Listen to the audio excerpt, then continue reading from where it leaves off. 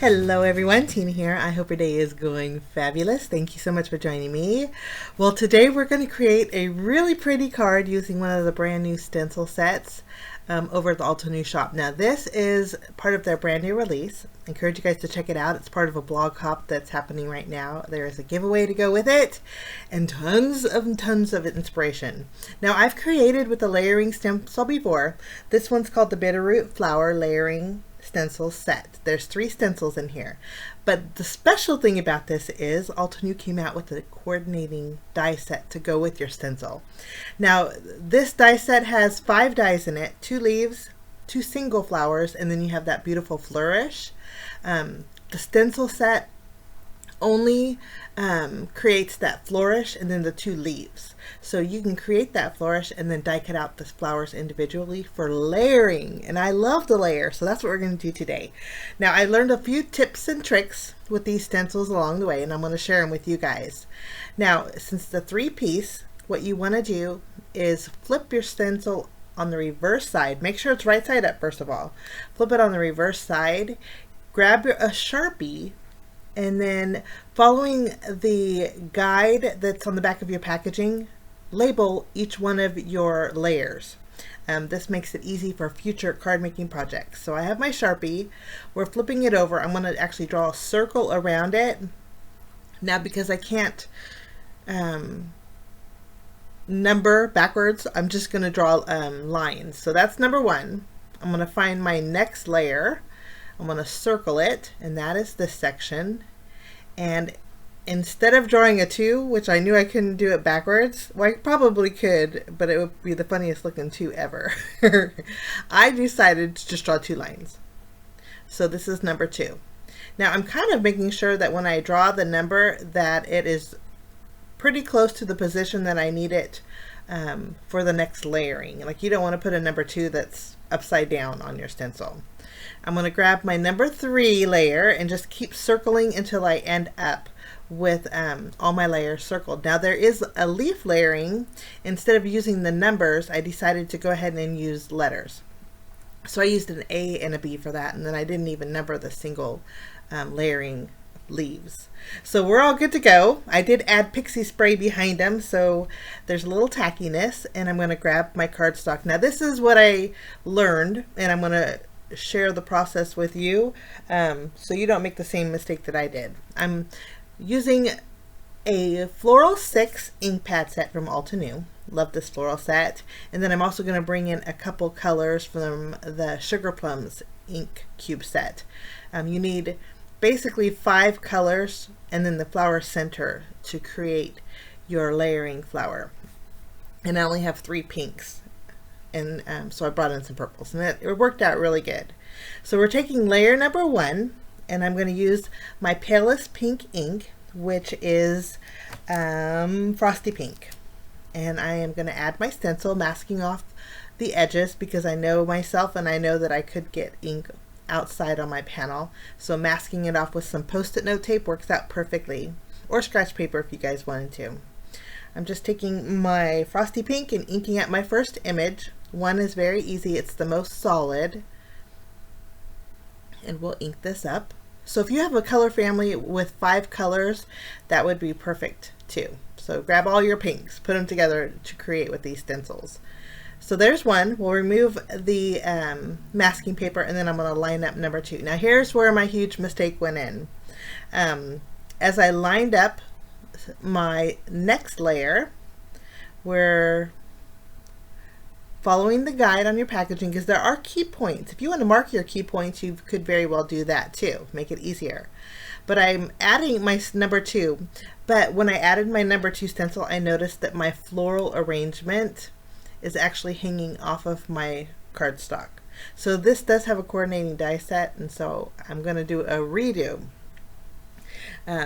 I'm going to take a larger piece of cardstock. This way I know my entire image will be on my panel. This is just a half sheet panel. But after I finished creating my floral arrangement, I'm going to make another floral arrangement and show you an even easier way to do it with your card front panels. So I'm adding number 1. I'm using basically number 2 layering a guide to make sure I can get my whole image on my panel. I'll tack that down again. Since I used pixie spray, it just attaches to the paper, and then I masked off the areas that I didn't want to add ink to. So again, let's start off with our first layer with Frosty Pink, your lightest ink. We'll color that in. I'll remove the masking paper, and then we'll move up to our second layer. And again, the packaging shows your key points. You just kind of line it up here. And then once you're happy, you just set it down, mask off your extra areas. You don't want to hit your white cardstock. And you can see where my numbers are. My numbers are basically straight up and down how I want them on my layers. Next color, we're going to bring Coral Berry. Love this pretty ink. We're going to ink this up. Now, you're going to actually create 2 different color flowers with this. That's why you need 5 inks. And I thought that was so neat. So the first flower is going to be a lighter pink flower. The second one's going to be more of the coral berry color. After we have our second color layer down, you can see we're filling in our second flower a little bit, the one a little higher than our pink flower. That's going to be a darker color. And then you have your little flower buds. Okay, we're going to clean off our stamp here, remove our post-it note paper, and then we are going to go in with the third layer. Third layer, we have to grab our next stencil. Okay, we're going to line that up using kind of the key points. Yeah, I think if we were to mark the key points, I think that would be helpful too. And when I did use my Sharpie, guys, I circled it on the reverse side of my stencil. Make sure it's a Sharpie though, because I did use a non-permanent, I used my Memento marker first, and it wasn't permanent. So make sure it's a permanent black marker. I'm using my third color. Third color is Ruby Red. We're going to and it's pretty juicy ink pad, so I don't have to add much color. And then this one is good to go. And we'll remove this. I'll clean off my stencil, and you can see how the colors are coming together so beautifully. Love these stencils. The last one, I just felt it was so easy, and I fell in love with these because it looks like you created a masterpiece. Okay, we're lining up our fourth layer and taping off the area around it so I don't get ink outside there. And then this is where my fourth color would be maybe a darker pink if you had it, but I'm going to bring in my sugar plum inks. This here is a dark purple. We're going to go ahead and add that. And I was debating whether I should use it or not, but I think it's going to work out good. So we're gonna, and I'm using my finger daubers for this. You don't have to. You could use your blending brushes, or you could use your blending tools. I just think sometimes the finger daubers are easier to control. You can see how the layers get smaller and smaller. So there is my dark purple here. We'll clean off this area, and then we'll add our number 5 stencil. I clean it off outside of my paper. I didn't want my paper stained, so lining up number 5. Number 5 completely skips your first flower. So basically your first flower is done except for your flower center. So we line this up, and for this color we're using another plummy color. This one is Amethyst. We'll ink this up and finish off our flowers. Pretty easy to do, huh? Now I'm using a half sheet piece of cardstock. Again, after we get this finished, I'll show you what's even easier, guys. Okay, so layer number 5 is complete. Now we're going to go in with our flower centers, which is layer number 6. You can see the layers, how beautifully they are. The Amethyst, I think maybe if you were to use a darker colored red, it would be a lot prettier, but I think it's pinks and purples go pretty good together. So for the flower centers, I like to use jet black ink, but you can use any color you want. I just lined that up, and again, this is layer 6. And then basically our flowers are done. We're cleaning this off, and now we're going to go in with our leaves. And you can see I circled my leaves and numbered them A and B. So this is A. There are key points too on your packaging where you line them up, and I'm going to use my lightest green ink for my leaves. You can flip-flop them, but I think using the lightest works best. So I'm going to use frayed leaf. Actually, I don't think you can flip-flop them. I take that back. You want to use your lightest first. That way the darkest shows up. But you can see how leaves are just so pretty. And then there, again, are 2 single leaves in this stencil set too. The ink that I'm using is frayed leaf. And then we'll clean off our stencil and then move over to our B layer. And there's just 2 layers for the leaves, so that makes it pretty easy. We're going to add our Forest Glades ink, slightly darker green, and these are also in the Floral 6 ink pad mini ink cube set. And then our leaves are done. So that's all it is. Pretty easy to do, huh? The hardest part is kind of shifting your stencil. Originally I thought you would just take your square stencil and line it up in the square. I think that would have been a lot easier to do, but you wouldn't be able to fit all the layers. You probably have 10 stencils. So the hardest part really, guys, is just twisting and turning it, finding those key points. But it's very easy to create these beautiful floral masterpieces. Okay, now I'm taking the coordinating die, and I'm going to die cut out my image. So this is all the stencils minus the 2 leaves. We'll create this little flourish here.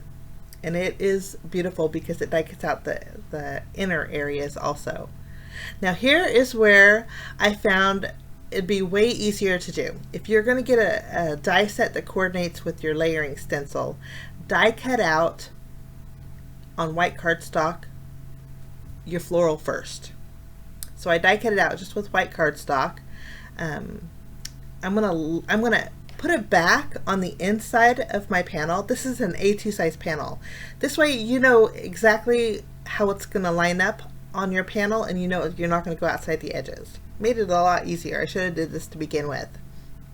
Okay, I'm going to actually do one more piece of cardstock, and we are going to die cut that out too also. And then basically you just line up your stencil over your die cut area. Now you want to make sure that when you do this, when you die cut out your flourish, you're going to have a little bit of a white border. So make sure your stencil is basically centered on your die cut piece. Otherwise, it's going to be offset, and when you die cut it, or actually when you remove it, it's not going to be centered. The one that I have on the leaves is not quite centered, and I'll show you what I mean in just a minute. But it's a lot easier putting this on your panels. That way you know exactly where it's going to line up. You're kind of going blind with a stencil on a panel if it's a larger flourish. I'm just punching out those center pieces, but this is with the die cut piece already, and you don't have to worry about die cutting it because you already have it die cut. So there's my 2 that we created, and I did do a 3rd one because we're going to take the flower dies, the single ones, and die cut out our flowers. Now I'm die cutting after a die cut image.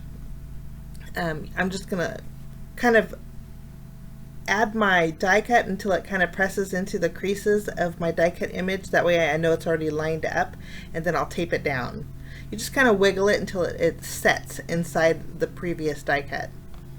We'll tape it down and do the other one. Now these flowers are the exact same flowers, but I love it because you can layer them. I just think that's so neat. I love layers anyway. I went ahead and embossed the panel, just a white panel that's slightly smaller than my card base, with the Altenew Ribbon Waves 3D embossing folder. Love this embossing folder. I kept it white, and I'm just adhering it to my A2 size card panel. I'm going to flip over my flourish here, and we are going to add foam adhesive behind it. If you don't want a lot of a dimension, you don't have to, you could skip this step, but I'm going to do 2 layers of dimension. So I'm going to add this, kind of making it a right-sided swag here. We're going to put our sentiment in that open area on the top left. I'm going to go ahead and add foam adhesive behind my flowers, and then we're going to layer them right on top of each other. See, the nice thing about this is you don't have to layer on top of them. You can create a wreath with this pretty easily. It'd be a pretty large one, but for a scrapbooking page, I think that'd be gorgeous. But love these layering stencils. I'm going to add this flower right over this one. Now, when I did die cut out my individual flowers, you have those little flower buds that you just snip the bottom edge of your cardstock and they popped out too. I'm not going to use the flower buds, but I am going to use the single flowers that we created with the stencil, or those single leaves rather, sorry. We just do a little tucking there. So that is our flourish. And I think we have a lot going on. I'm not going to add the little flower buds here, but you could layer them if you wanted to, but there's an option for that too. Okay, now we're going to get a sentiment. Our sentiment, I'm using the block sentiment stamp set. It's a large 6x8 stamp set with lots of sentiments in here. I love inspiring sentiment, so I chose the one that says stronger than yesterday. And we're going to do a little masking. I'm going to ink up the stronger than with my jet black ink, and I masked off the bottom, the stronger, and then I'll clean off my stamp really good, and then we're going to mask off stronger than, and then use colored ink for stronger.